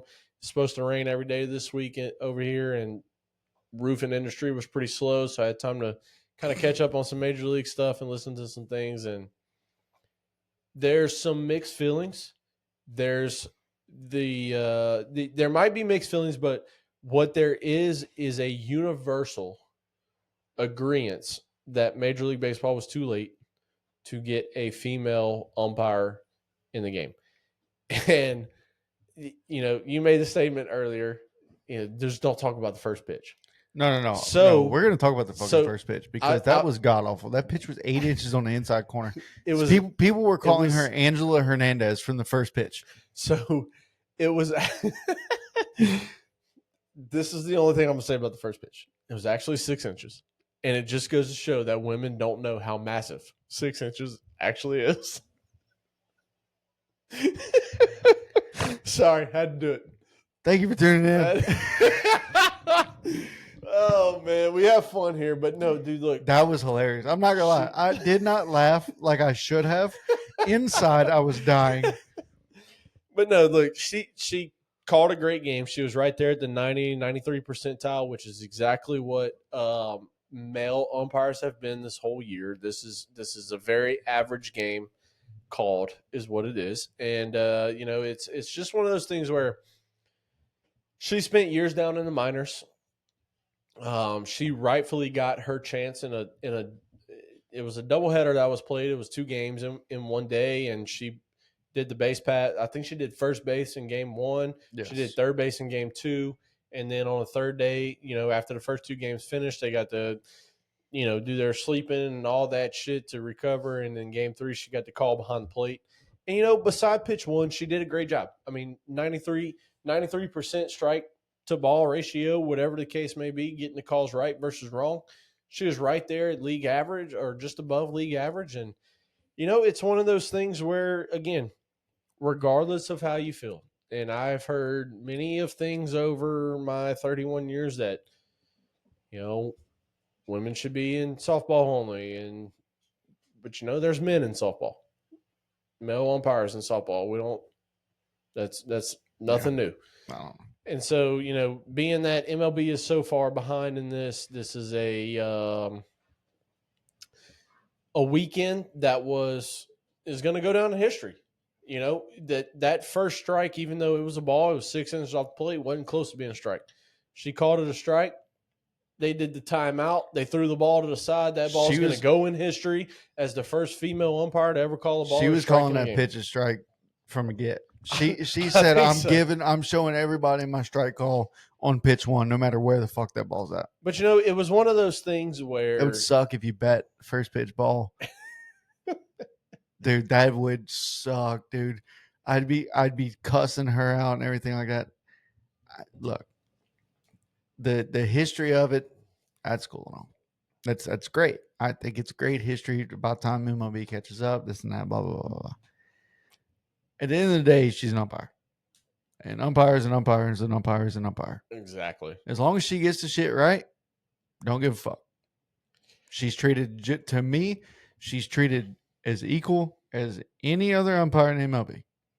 I agree. You get the shit right, and we won't bitch. Now, if you get it wrong, Angela Hernandez is going to be said a lot. Exactly. You're getting the same treatment that Angel Hernandez got. You're getting the same treatment that Jeff Joyce got when he blew Armando Galarraga's. Jim Joyce, sorry. Yes. That he got when he blew Armando Galarraga's thing and then came out the next day crying about it, all that bullshit. Just be prepared to get the shit. Exactly. And look, the players and the umpires and the coaches and managers and everybody did a great job. I want to see her run somebody, dude. Me too. The fans celebrated her. Getting somebody's fucking face. She got the standing applause. She got all the things.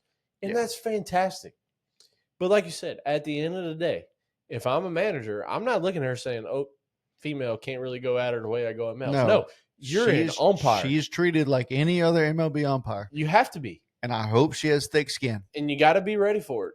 Because I will say she's very animated with her out calls and her strikeout calls. That's what I'm saying, dude. And I love that. They celebrated it. I love it. I absolutely love the way that she's doing it. And you said 93%. I wouldn't have known that because I just saw the first pitch. Mm-hmm. And that's good. If she can stay there, that's fine. But one piece of advice I would give her, I've never been an MLB umpire, I've never been an umpire, but one piece of advice I would give is on any check swing, point. Don't call it. Let them get the slack for it. Let's just say this about check swings. That should be a rule in the rule book. That should be a rule for all umpires. Home plate umpires are not allowed to call check swings unless they are unbelievably blatant. Yeah. Like if I check, but the end of my bat's pointing at the fucking pitcher, okay. He went around. But if it's anywhere close, you do not call that. You point and you let them call it. Yep. Let them take the flag for it. Right. Or you just call it a called strike and then I agree. 100%. Go from there. But I've always agreed with that. I don't think. Yeah. I've said before on here, no, if it's check swing, home plate umpire should never make a call. She's making fucking money though. Starting salary for MLB umpires is 150 to 200. Look, dude. Hey, look, I'm happy for her. I mean, thousand, not million. Oh, I thought it was $1 billion. No, well, no, I'm happy for her. I mean, look, take the heat, couple stacks. Because look, everybody's gonna celebrate your weekend 1, but now your weekend's over. Right. Like, you might not have Colton all Cotton. Yeah, Colton. I got to relearn this motherfucker some English over here. No, Colton. You might not have caught. Words are hard. No, you might not have caught all the heat. That's not a word. I just made it one. I know you are not Urban Dictionary or the actual Merriam-Webster. How did Urban Dictionary get words? It's because people made them. It's the first one that. But it's because people made them. There's a lot of words in the Urban Dictionary that are not actual words. There's a bunch of terms, like slang terms. Ain't wasn't in Webster Dictionary for a million years. I've heard my whole life. Ain't a word. Exactly. But you use it. And motherfucker's a word to me. Thank you. But cotton is not a word. Oh, well, we're using it as a word It's today. like somebody's last name. We're in South Louisiana, bud. Come on. Now to bat. Number 3. Jace Cotton. Tank. Gone.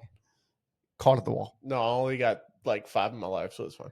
I got 2. But anyway, you may not have caught all the Thank you shit that managers would typically give an umpire a week during their series. Yeah. But that first series is over. Yep. You're not getting celebrated. Be prepared. You're not getting celebrated all year long. Nope. People and managers and players are going to disagree. I want to watch her run somebody. I do too. I want to watch her ring. I want to see her get passionate. Right? I hope she's in Houston this week. I don't think she is, but I hope she is. So either. But point being, how do you find that out? Can you don't look up umpire schedules? Probably. Point being, Coach, we're an hour and 45 minutes. I think it's time to close this You thing. didn't know that? I've been knowing that. I just clicked back on the app here I've been looking at MLB and looking at other stuff, but close this out. Yeah, I'll go ahead and close it out. But dude, I tell you, I do want to see her ring somebody. I hope it comes. It'd be a sight to see. Yeah, I hope it comes pretty soon. I want to see like the spit flying on each other's faces, like just all kind of shit, dude. I want to see a heated argument, and I want to see her hold her own. I truly do. Like, I really want to see her hold her own. I want to see one of them coaches bump her. Just have your hands behind your back. You know what I'm saying? I think she'd fucking just reach up and choke the fuck out of somebody.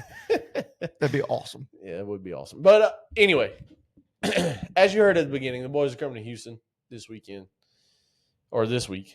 It's going to be a fun week. Tomorrow. We will. Or today. Yeah. If you're listening today, Tuesday, August 12th. And if you're listening on Wednesday, then yesterday. Yeah, then yesterday and today.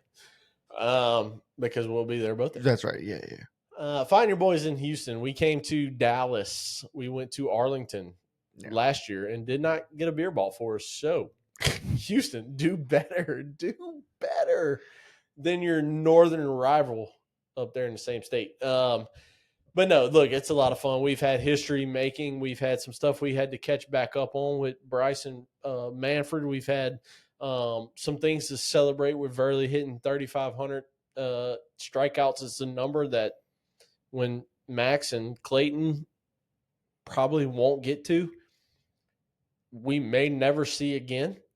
To just be completely honest, pitchers don't throw enough innings. They don't get deeper in the games. It just is what it is. You know, it's a bullpen game. We may not see another 3,000 strikeout, much less 3,500. So to be able to witness that, to be able to be alive for it is an awesome thing. We get to see Rose sign long-term with our team. Skeens being the Baton Rouge boy that led us to a national championship, doing his thing.